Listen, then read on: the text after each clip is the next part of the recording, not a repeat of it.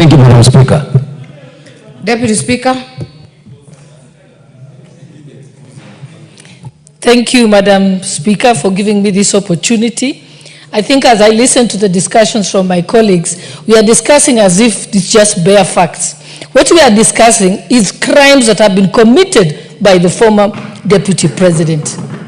His crime are offenses that are set out in the National Cohesion and Integration Commission Act. And we even have past history where people have made utterances that were assumed to have been wrong and they were not even guilty, yet they were arrested. So my issue here is, I'm also calling upon the chairperson of NCIC, Reverend Kobia.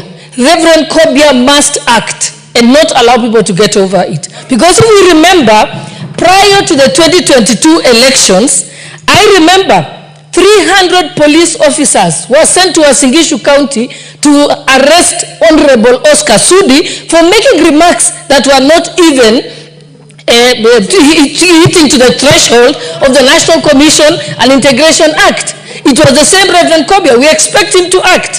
Similarly, we remember that Honorable Linturi again made some remarks and he was picked at night. Yes, he mentioned that word in Uasin Gishu, and he was picked swiftly by the police and ferried to Nairobi at night for arrest. The same thing happened to Oscar Sudi. Why is it that the former Deputy President has not been arrested? In fact, this House must hold the National Cohesion and Integration Commission to account, because they cannot have double standards when it comes to deal with people. You need to read the National Cohesion and Integration Act. And therefore, that is what we must say. And we, again, speaking as Member of Parliament for Uasin Gishu County, which bore the brunt of the post-election violence, we cannot allow anyone to mention that again. We made peace. The pastors and the old men had a meeting in Korusoi. That matter was settled, and we promised ourselves that we shall never mention it again. So on behalf of the people of Uasin Gishu County, we are very offended by the remarks of the former Deputy President.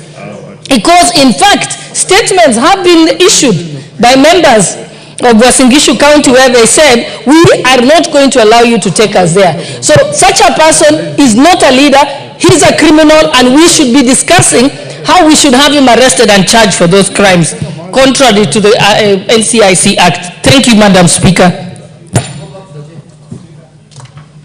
Honorable Oundo. Thank you, Honorable Speaker. Honorable Speaker,